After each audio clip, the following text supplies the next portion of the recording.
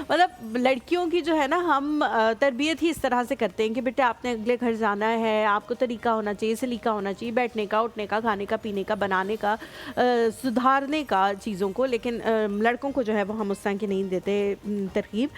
आपा लड़कों में ना आजकल जो सबसे बड़ा मसला आ रहा है ना, वो एंगर इश्यूज़ का है। बहुत जल्दी गुस्सा आ रहा है और बहुत ज़्यादा आ रहा है। हम देखते थे कि हमारे पेरेंट्स में भी इस तरह से होता था कि मर्दों को गुस्सा आता था, लेकिन मैंने तो अपने फादर को जब देखा तो साल में एक दफ़ा कोई ऐसा गुस्सा उनको आता था जो मतलब बहुत ही ज़्यादा वो गुस्सा, वरना मैंने कभी उनको ज़रा ज़रा सी बात पे गुस्सा करते हुए या ज़रा ज़रा सी बात पे आपे से बाहर हो जाते हुए मैंने कभी नहीं देखा। हाँ, एक आधा दिन हम कहते थे कि जी आज बाबा को बहुत गुस्सा आ रहा है या आज कुछ ऐसा हुआ है, और हमारी मदर जो है वो भी हमें हमेशा समझाती थी कि बेटे ज़रूरी नहीं है घर की कोई बात हो सकता है कि इतना बाहर का प्रेशर हो के वो आज ऐसे बिहेव करे। लेकिन वो शाज़ो नादिर ही कभी वो दिन आता था।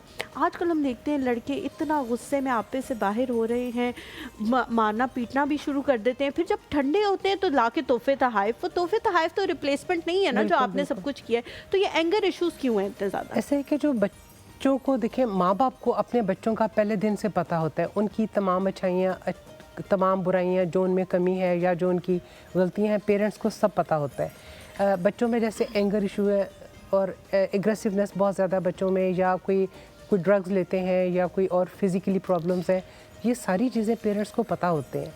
लेकिन वो करते क्या है कि जी हम इसकी शादी करेंगे ठीक हो जाएगा, उन्होंने हर चीज़ का हल समझा हुआ है, शादी होगी ठीक हो जाएगा। भाई दूसरों की लड़की ब्याह के आपके घर आ रही है, वो डॉक्टर नहीं आ रही कि आपके बेटे का इलाज करे। आपके बेटे के इलाज के लिए लड़की नहीं आ रही है, लड़के का पहले इलाज वो आपने खुद कराना है पहले। आप पहले उसे नॉर्मल करें, बिल्कुल ठीक हो। और ये बच्चे के साथ भी आप ज्यादती कर रहे हैं, और जो आप लड़की लेके आ रहे हैं उसके साथ उसे भी बड़ी ज्यादती है। जब तक आपका बेटा इस चीज़ से नहीं निकलता या नॉर्मल नहीं होता, आप उसकी शादी मत करें। और ये लड़कों में प्रॉब्लम है बहुत मैं हमेशा वैसे बात पूछती हूँ, लोग पता नहीं नाराज़ भी हो जाए शायद मेरी ही जो कलीग्स हैं मीडिया इंडस्ट्री के हवाले से, कि क्या मीडिया पे इस तरह के जो ड्रामाज होते हैं जिनमें यही प्रोजेक्शन दिखाई जा रही होती है कि एक लड़का है उसको बहुत गुस्सा आता है, लेकिन जब वो प्यार कर रहा है तब वो फूल बरसा रहा है उसके ऊपर, और जब गुस्सा आ रहा है तो वो धक्के भी दे रहा है, सब कुछ कर रहा है। तो क्या वहाँ से भी ये चीज़ आ रही है लोगों के अंदर कि ये एक्सेप्टेबल है, और लड़की जो है वो उससे प्यार भी कर रही है, उसकी बीवी उसके साथ सही भी रह रही है, तो क्या वहाँ से भी आ रहा है कि हाँ ये एक्सेप्टेबल है कहीं ना कहीं? मीडिया ने ख़राब तो बहुत किया हुआ है लोगों की ज़िंदगियाँ स्पॉइल हो रही हैं, शादियाँ लेट हो रही हैं, या जो मसले मसाइल हैं, मीडिया का इसमें बहुत ज़्यादा रोल है।